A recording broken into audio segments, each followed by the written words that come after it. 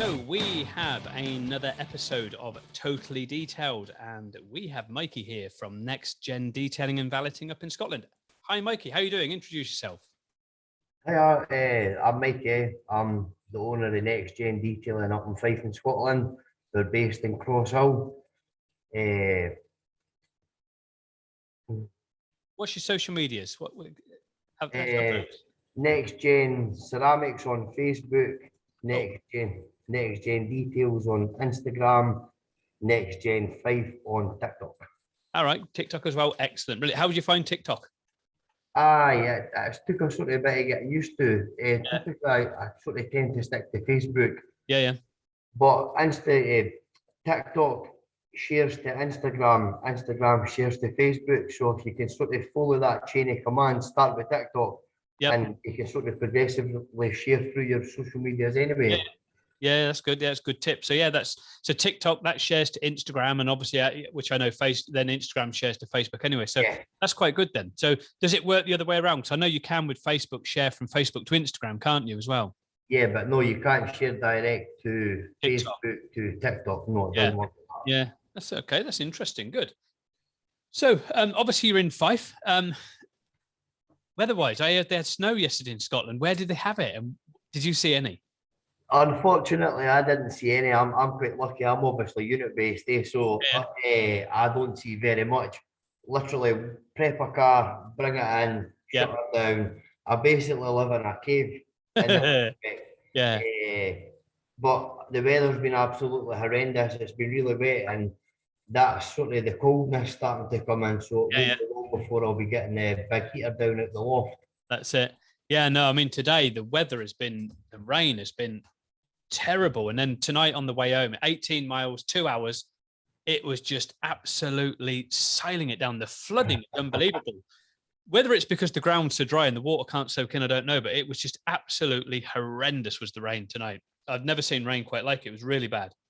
Too much, too quick. That's the problem. It's what, sorry? Too much, too quickly.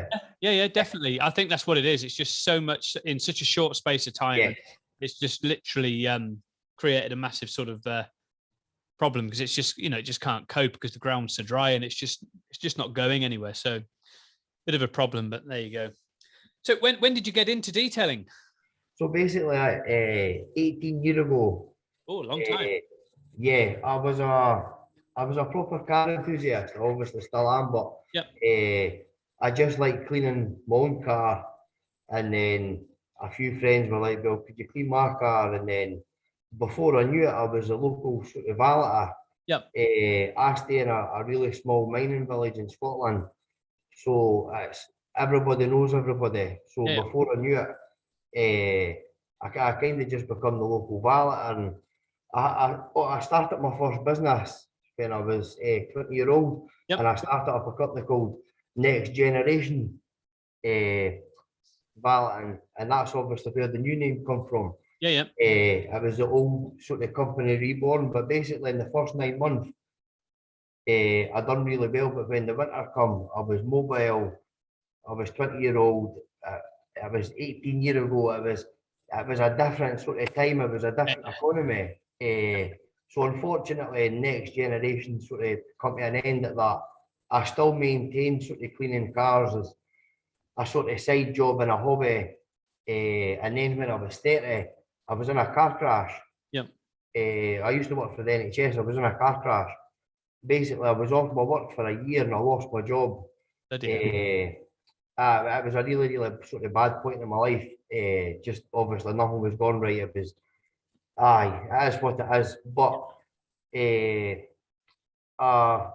after I lost my job with the NHS, I decided to sort of pursue valeting again, but in a full-time sort of manner. And I went to work in retail. So I went to work for Volkswagen, and then obviously I was there for a while. I become the sort of supervisor. And then I went from there to BMW. Worked for them for a while, and then retail's a hard sort of place to work for anybody that's not worked in there. It's very unforgiving. The volume of cars that you've got to deal with is very high, and Yeah. So if I started to turn a job that I loved into something that I didn't love, and it gave me a lot of anxiety because I wasn't happy with the work and I was really anxious. And Yeah. working in retail it's no a nice place. It's a sales-driven environment, so the Yeah. valeters get it really, really hard.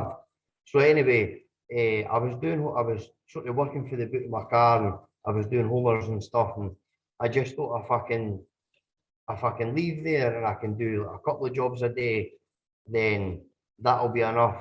And then I left BMW, started on one, got a van, worked mobile for a while, and then I got one of my friends had offered me to go half hours on a unit with him. He's a recovery guy, so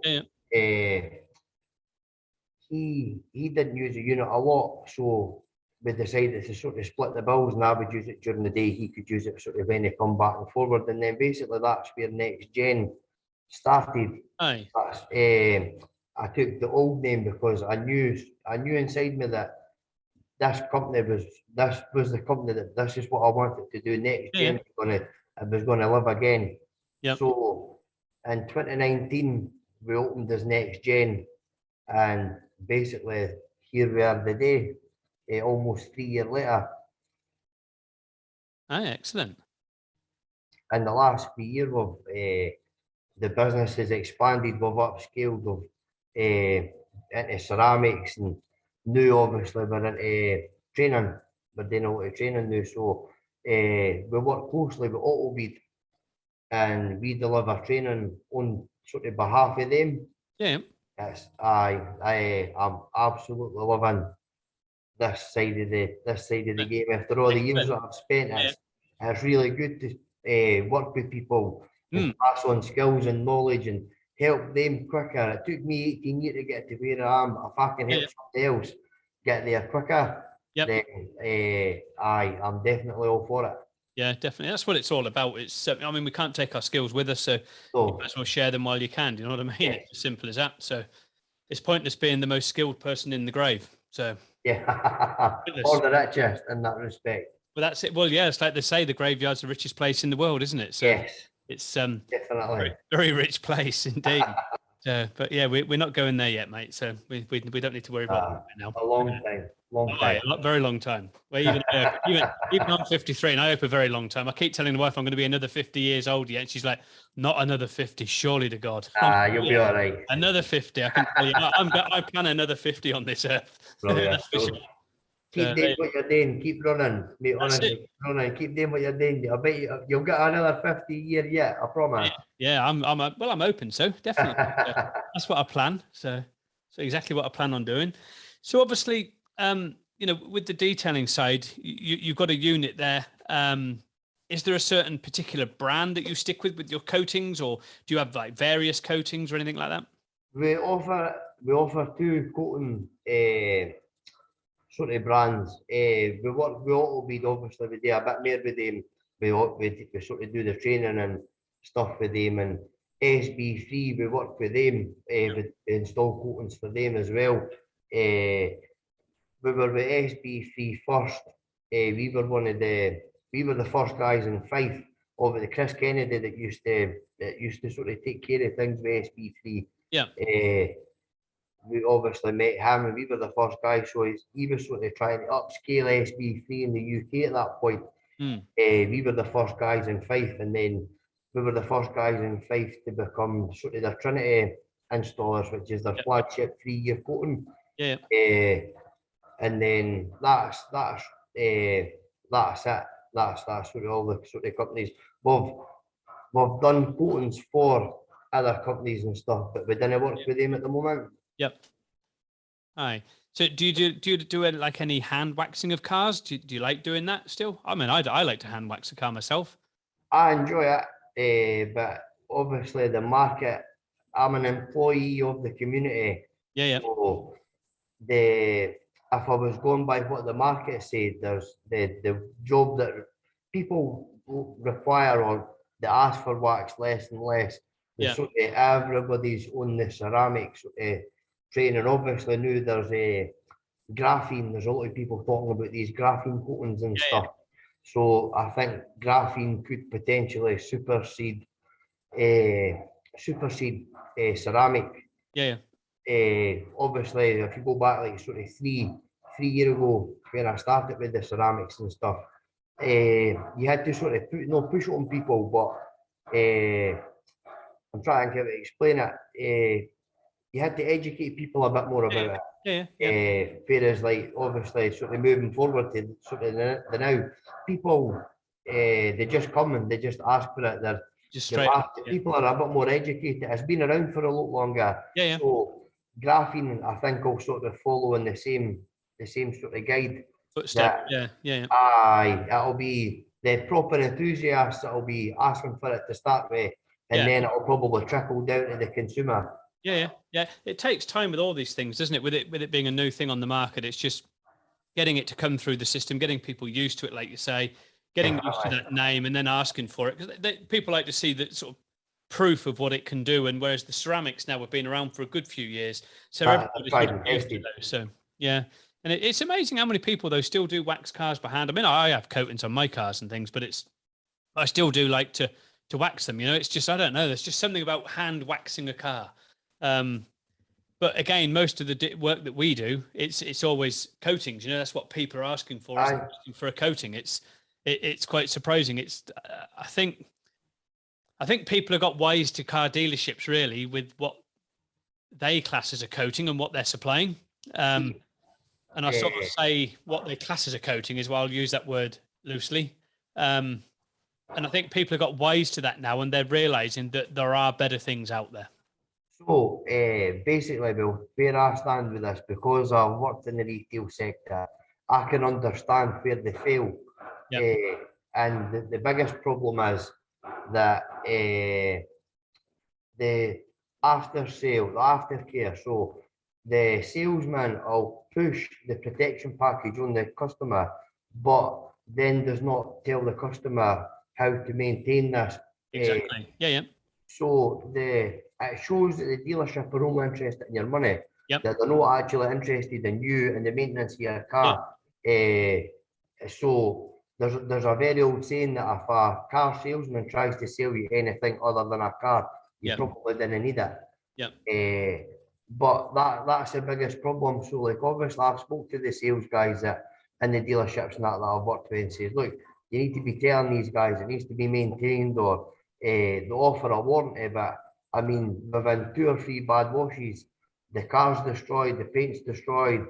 It can just lead to just loads of problems.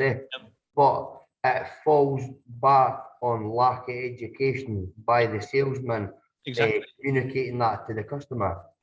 Yeah, I've been there as well. You know, I've been in retail sales many years ago, and it's the car salesman will almost sort of tell the client anything. I mean, it's like we go and do a lot of warranty work now around the UK for various brands, and we'll go to some customers, and the customers are like, no, when I was sat in the showroom, he told me I could set fire to my leather seat, it wouldn't be destroyed.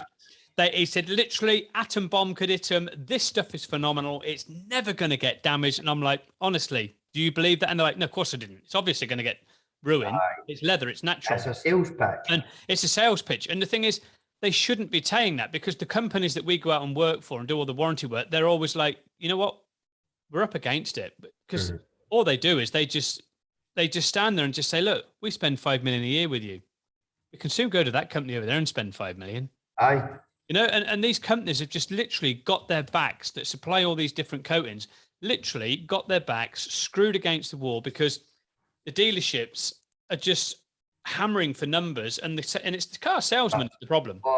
It's not the aftermarket, it's the car salesman that's the problem, because the car salesman is just trying to get his commission to sell that car, to get numbers going, because they're sales driven by the dealership principle, to get numbers going, to get the commissions from whatever car brand it is.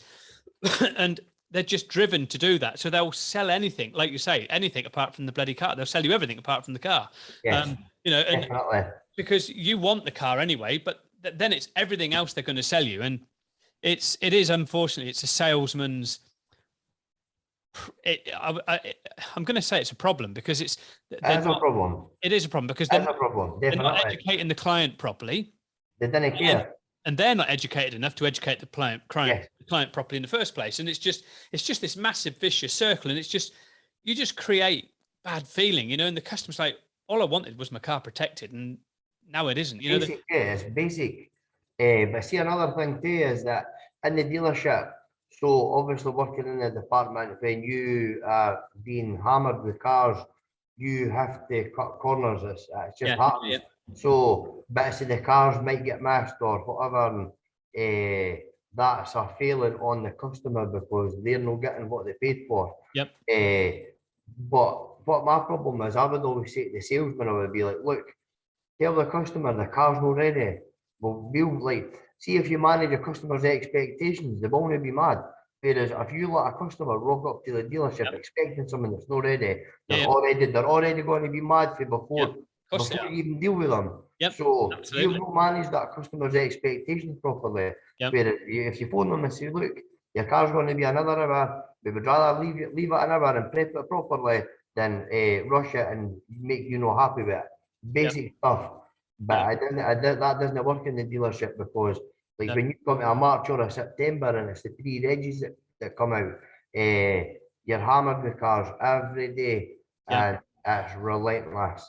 And I didn't miss it. I do not miss it.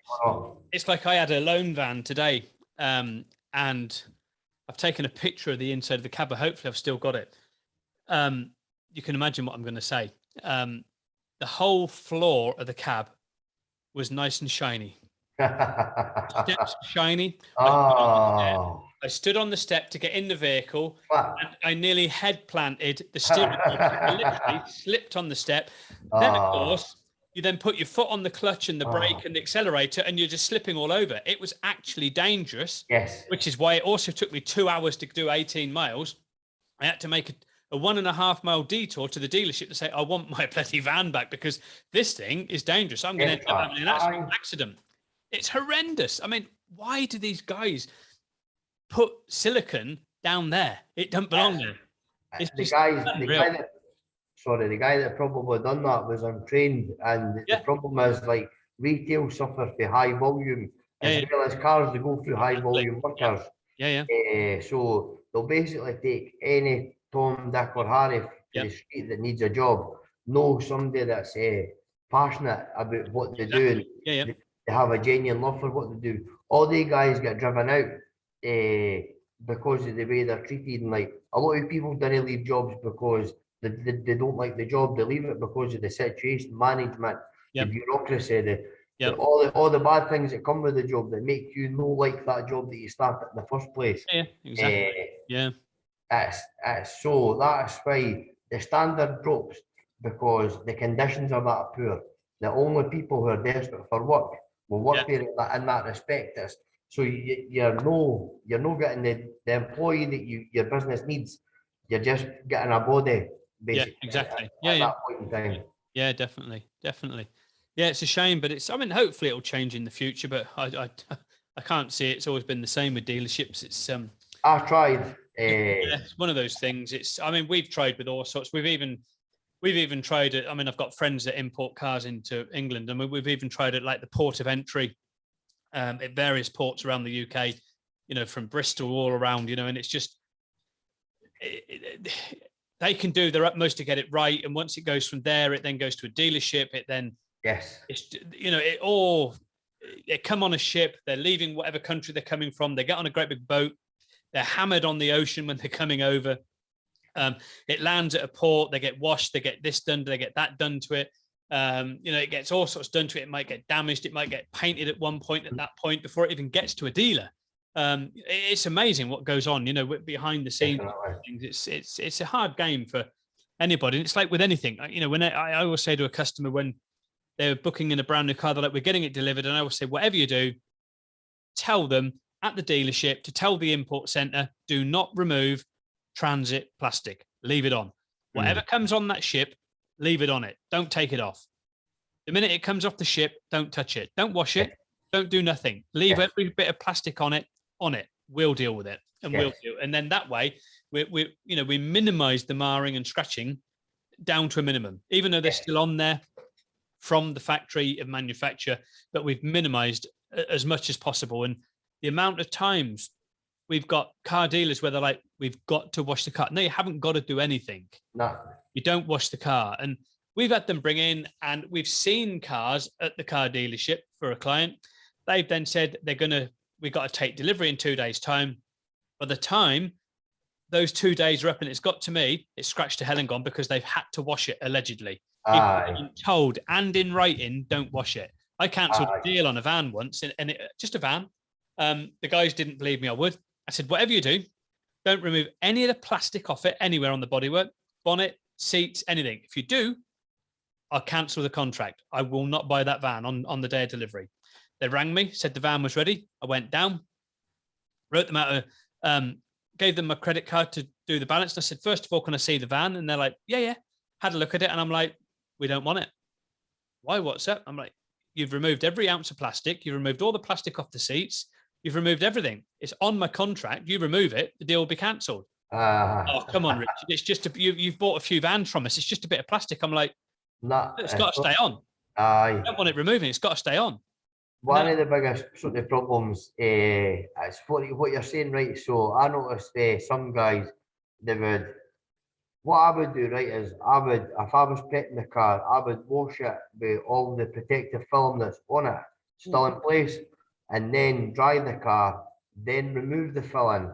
Yeah. So what a lot of guys would do is remove all the plastics and then wash it. Yeah. My argument to them is, what are you doing? It's freshly protected paint. It's clean. As soon as you take that film off, it's clean. All you'll be doing is sort of removing excess adhesive. Yep. So the guys just didn't get it. They thought that they were cleaning the car by doing these sort of steps, when in reality they were just destroying it. The amount of stuff I've seen at dealership level was shocking, to say the least. Yeah. I tried to sort of, after I left, I sent them an email, and I had sort of thought of a solution to the problems and the aftercare stuff, and I went really in depth with it, and they never replied. No. And it was a nice email. Like I wanted to work with them. It was all about sort of raising the standard, better customer experiences. So even though I had left to set up my own business, I still just wanted to sort of pay them something back, because I learned a lot for working in there, and I didn't want to leave on bad terms. But then moving forward, if I thought I could help them improve their business, then I just felt like I couldn't no say it. So I pitched them a bunch of ideas, and I never even got a reply. No. Typical, isn't it? Typical. If it's not going to make them money, they're no interested. That was the problem. I was basically just creating more work, but it improved the customer experience, and there was a system in place for aftercare moving forward, but too much work. Definitely.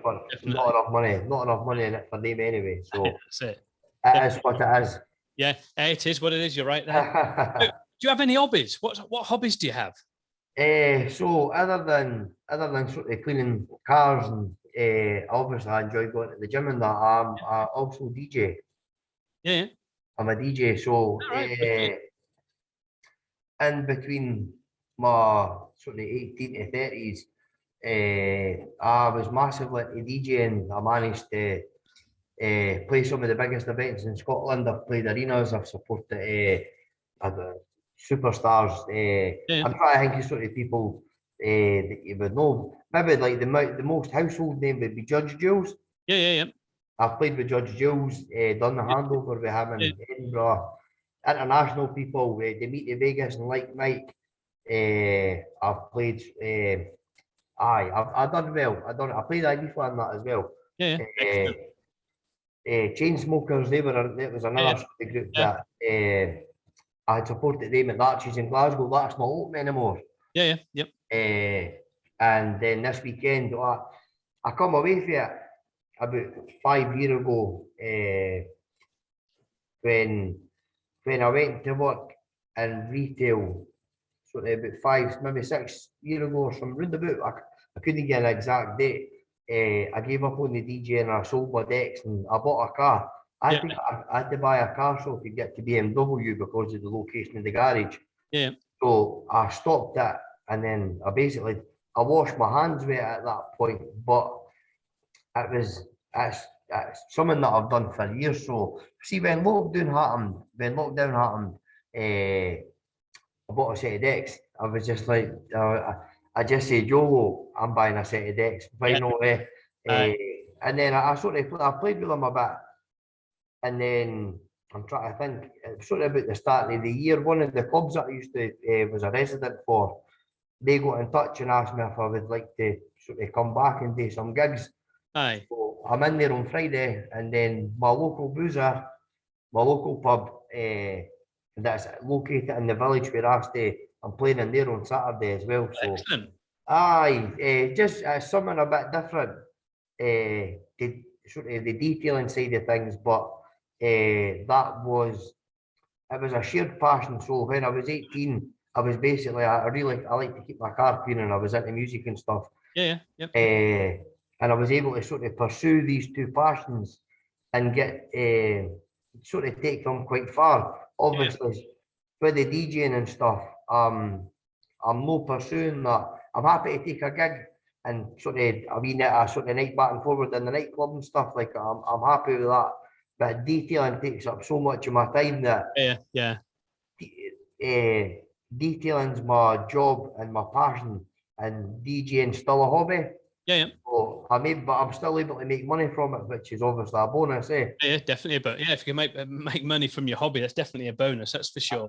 Aye, well, I've been lucky because like that's pure detailing and DJing as both passions that I've been able to turn into pounds. Oh, that's good. Excellent. That's really good. So obviously with the detailing side of things, is there a particular side of it you like, the process, or a particular side, part of the process you don't like? Is it, something that gets on your nerves with the process? Is it social media? It just, what is it you like and what you don't like? There's sort of nothing that I didn't like. Maybe the only thing I didn't like is negative attitude. I'm quite a positive person. I mean, like, I get up in the morning, I run around at 100 miles an hour. I love my work. I spend probably too many hours doing here. I was saying to you last week, my kids actually thought me and my wife would split up because of the amount of hours that I've been working. I'm quite lucky. My wife, she deals with like the customers' Facebook page. I deal with the work. She deals with basically I always say to the customer, it's quite funny that she's the organ grinder and I'm the monkey. Aye.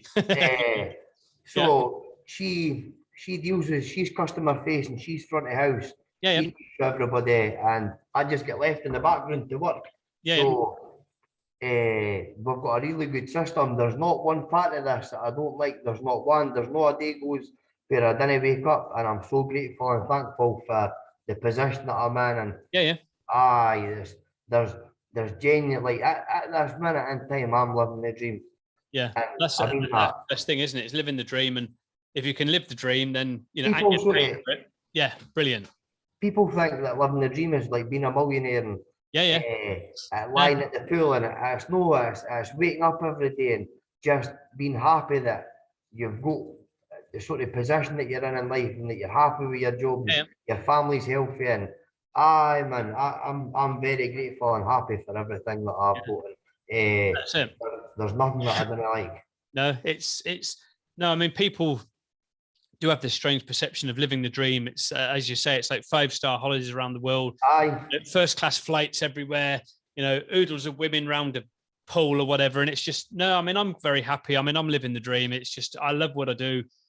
I love my customers, I love my family, and it's I love everything that I do. It's just, I'm exactly the same. It's just, I can't describe it. I don't know. It's very difficult to describe because I don't need to be globetrotting around the world in 5-star holidays to say I'm living the dream. I'm living the dream here. I don't need it to live the dream. Definitely. I've got 3 Volkswagen Golfs. I'm happy. That's all I need. That's it. Yeah. Well, I've got a car. I had to drive the bloody thing. It's just, and I still love it. It's just, you just. I've obviously been doing a bit of sort of training and stuff. I'm on the road that I've done so probably more miles in the last 2 months than I have in the last 2 years. Because my unit is literally 3 minutes away from my unit is 3 minutes away from where I live. That's handy. It's very handy, but Yeah. obviously, I didn't do a lot of miles, but now I'm on the road a lot more, so I'm really enjoying it. Yeah, because you've been, was it last weekend? You were in London. What were you doing there? I was in London on Tuesday, so Autobead were hosting a day, and it was with Flex Tools, and they had Justine over. It was an advanced sanding and polishing course. Yeah. I'm quite lucky. I've done this sort of work with Mark Leddy. Yeah. I've been on a couple of courses with him, so Mm. I went into it with a better understanding than some of the other guys. But it was amazing. As I said to you before, it's just to see a different professional's perspective, approach, and method, techniques, and Exactly. not two people. They didn't. Nobody works the same. So No. it was just good to see a different professional's perspective Sure. and approach. It was really good. It was a really good day, and if I could, I would definitely do it again. Yeah. Yeah, it's good. It is. You never stop learning. I mean, we learn something new every day, and it's just you've got to accept the fact that you don't ever know everything, and you never will know everything, and you're always learning. And it's amazing how many people don't actually live by that sort of set of standards because they think they know everything, and you never do know everything. And there's so many people out there I would love to stand and watch, like Justina and stuff like that. Amazing. Watching how she does things, with what I've seen, it's just to watch her, do stuff. And again, Leddy's a great guy. I mean, we've had Leddy over to us, on open days and things. And again, he's a great trainer. He's a good, he explains everything thoroughly. Again, phenomenal, and they're all great guys, and they're all doing their thing. And there's so much you can learn off so many people if you just sit back and watch and listen, look and listen. You were given 2 ears and 2 eyes for a reason, and it's and 1 mouth, and that's do less talking and do more watching and more listening, and that's what it's all about. And that's what people I love it. Whenever I'm around people, people always say to me, Rich, you've gone quiet. And I'm like, yeah, I'm listening and I'm watching. But that's not like you. It's a bit worrying when you're quiet. I'm like, no, I'm listening and I'm watching. That's what it's all about. I'm listening and watching. Some people, because there's a time and a place. Yeah, there is. There's a time and a place. Exactly. And I just sit back and I literally just say nothing, and I'm literally taking it all in because I'm absorbing everything that I'm watching, and then I'm listening and I'm absorbing everything. And that's the best way to sort of do it. And it's definitely, and it's a good way to learn new things, and it's a good way to do it. Talking about obviously with the flex, do you use Roops or do you prefer flex? Or I use both. Yeah. I use both. Both.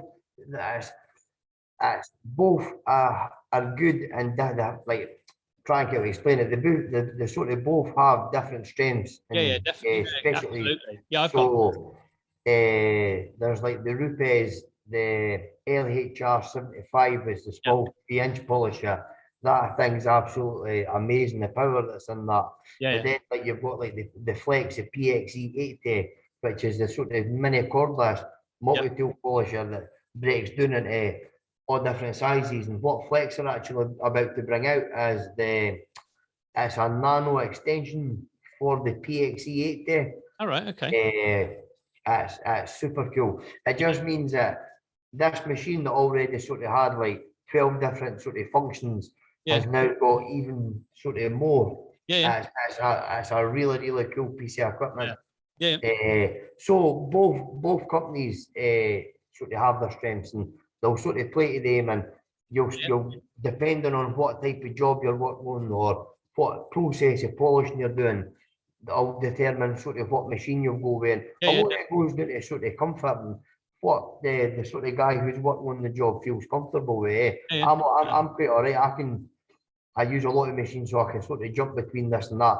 A lot of guys just get one polisher and that's that. And I like to get the feel of everything, and sort of it gives you a better understanding of how all polishers work as opposed to how one polisher works. Exactly. Yeah. I mean, I've got several different types, and it's always handy to have them because, not one can do. Some say one can do, but personally, I prefer to use different machines, even on the same cut. Because there's certain things that That's exactly what I was saying. And it's there's just different things. This, especially if something's had a bit of a repaint, I'd want a different machine. Do a sort of high speed, sort of powerful flex, and you know, I'd maybe go over to a Roops where I've got a little bit more flexible control with it and stuff like that, or Rupees, I should say. I'll get into trouble. Calling it Roops and not a Rupees. So I get my slap wrist. I always get the name wrong. Not to worry. So, but I mean, yeah, I mean, again, they're great machines, and you know, they're absolutely brilliant. You know, and they're both.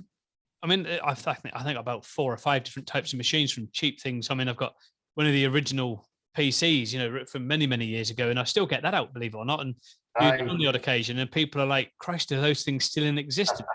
It's with me. Good That's machine. a relic. Yeah, it is a relic, but you know, I love it. I love it. It's, you know, it was the first thing I had after having an angle grinder that was converted to a machine polisher. I had one of them as well. With a head on it that must have been about an 18-inch mop head on it. It was a monster trying to control that thing. Jesus Christ, honestly, unbelievable. They were so powerful. You could turn it up and down. It was either on or off.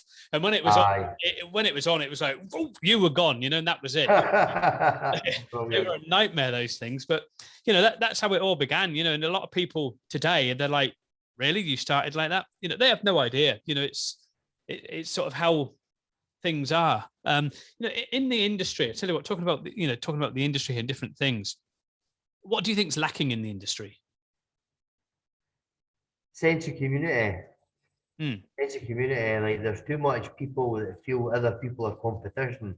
Whereas, there's enough cars for everybody. So I can't clean everything myself. I would rather have a network of guys around me that I can share, and everything works better in that respect, as opposed to like where I'm from. There's a few guys that sort of do car cleaning and stuff. And, I would rather be friends with them all. We all work better as a team, as opposed to if we're all fighting each other.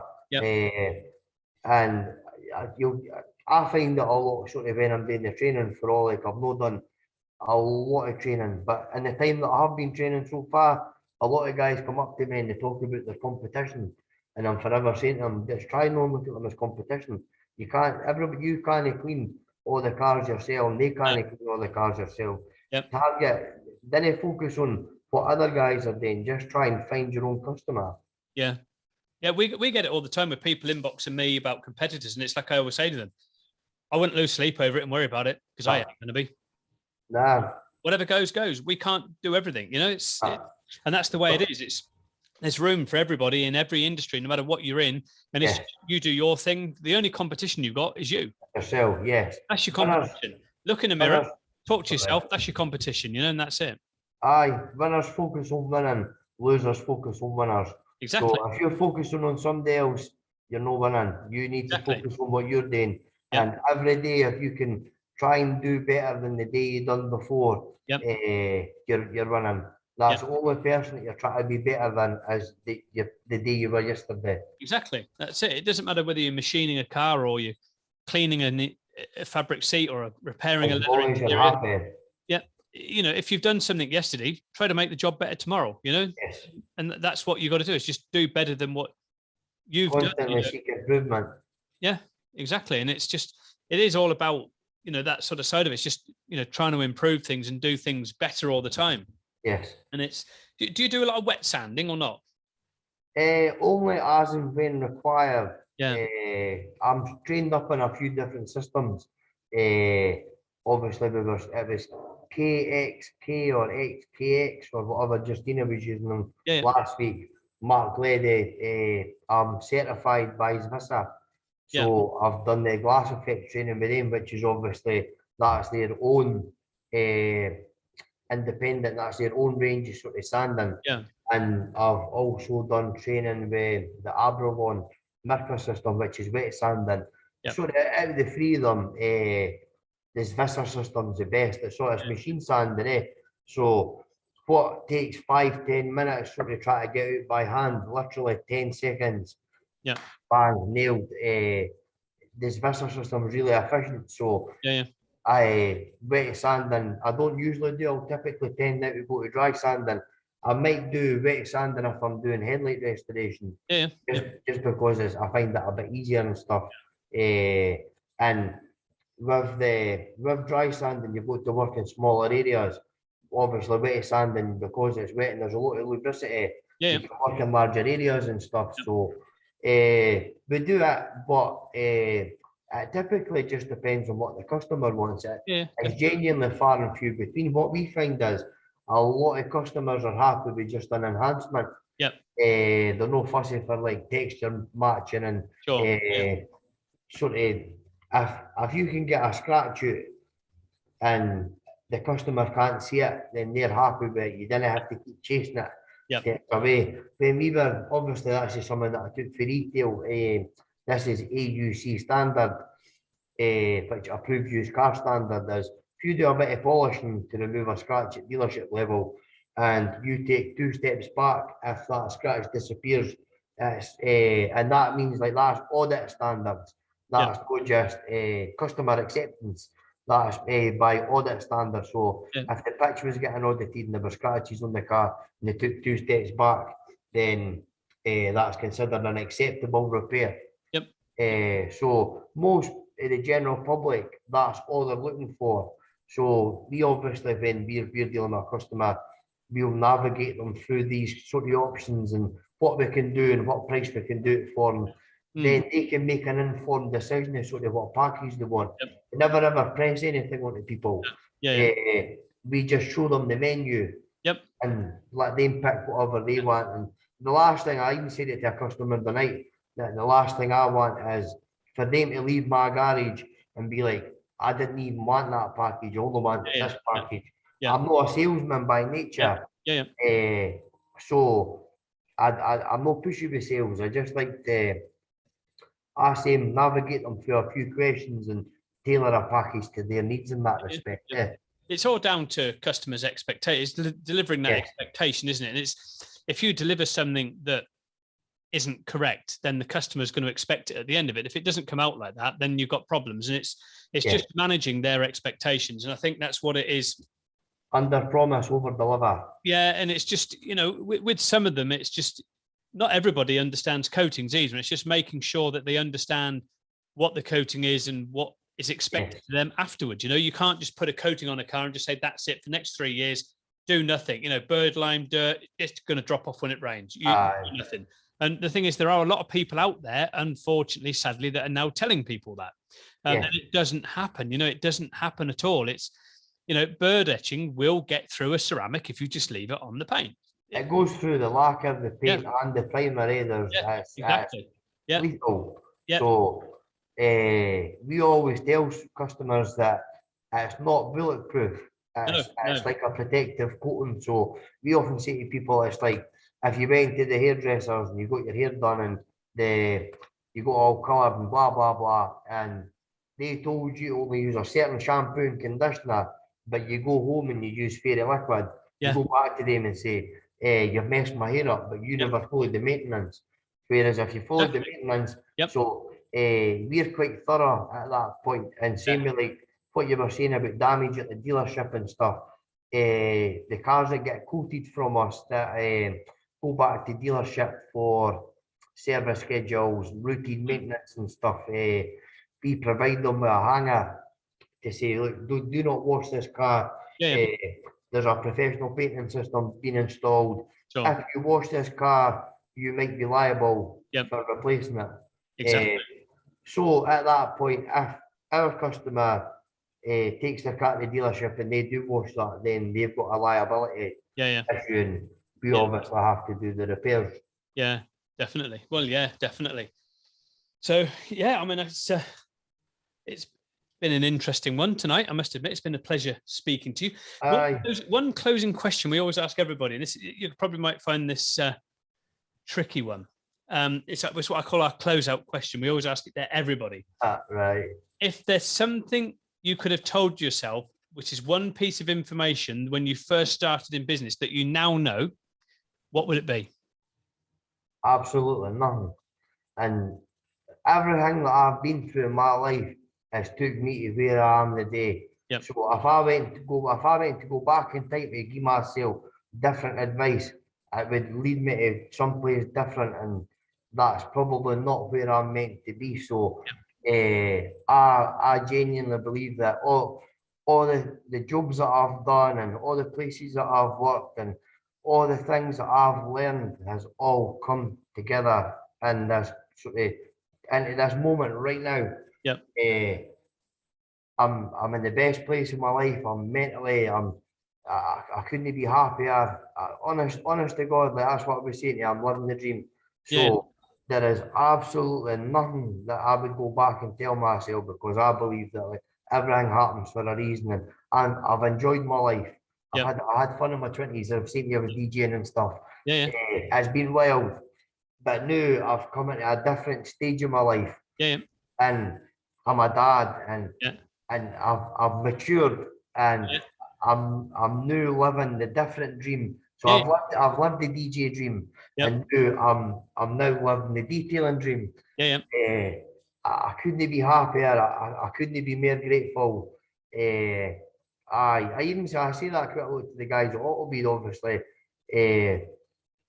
Where I am now, like they guys put a lot of trust in me to deliver these training events, and definitely. I've obviously not known them for a long time, so I mean, like my life's buzzing. My life's buzzing in a way, like that's what you want. I've just like I believe in the sort of law of attraction, and every day I got up and I want to be better than I was the day before, and I want to help people, and I believe if I help people, then it's like karma. So I'm always nice to people. I always try and help people. I'll never turn anybody away.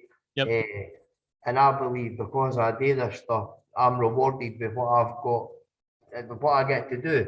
Does that make sense? Yeah, definitely. Yeah. So it's good. Hopefully, I don't know if that's an answer to your question or. No, that's perfectly fine. That's your answer. It's like you wouldn't change. What you wanted, and that's absolutely perfectly fine. Yeah, it's definitely. Honestly, mate, like I'm so happy in life. As I said, some half the time, like I can't even believe it. If you had told me 3 years ago that I would be jumping on a plane and flying down to London for training days, and I'm away to Wigan, no this weekend because I'm DJing the week after. If you told me I would be doing this stuff a couple of years ago, I probably would have laughed at you. And whereas now I'm in the moment, I just feel like this is what I was made to do. Yeah. Good. Excellent. You'll be doing more and more training soon. Hopefully. Yep. Yeah, it's positive. You'll definitely be doing it, mate. Definitely. All the feedback in that, obviously, because I'm quite new, I kind of look at how the feedback is and stuff. Yeah, definitely. Yeah. Every event I've done, I've had really strong feedback, but they're getting better and better. And the last one I've done at Fort William at the weekend there, I come away from that buzzing. I just sort of knew inside me like I had delivered it really well. Everybody went away happy. One of the girls had said that she couldn't believe how much stuff she had learned in one day. And I basically said, well, it's took me 18 years to learn how to tell you all this stuff. And in a single session, it's no easy. No, it's not easy. No, it's but not. I love it. Honestly, mate, I absolutely love it. So long may it continue. Should do. Aye, definitely. Definitely. Good. So, ladies and gents, that was Mikey from Next Gen Detailing and Valeting up in Fife in Scotland, and a lovely place it is as well. Mikey, what's your social medias again, please, so people can find you on Facebook, your TikTok, and your Instagram? What are they?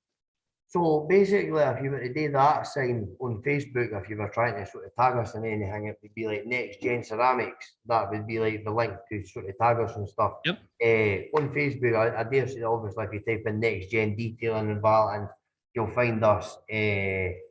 Instagram, Next Gen Details, and on TikTok, we are Next Gen Fife. Excellent. Good. So there you go. Thank you very much. It's been an absolute pleasure. Thank you very much. Yeah, it's been fantastic. Thank you. And I'm sure everybody's going to love it, and we'll get it straight out. So thank you very much, Mike. It's been an absolute pleasure. That is Next Gen Detailing and Valeting up in Fife in Scotland, guys. Thank you very much. That is Totally Detailed episode for today. Thank you.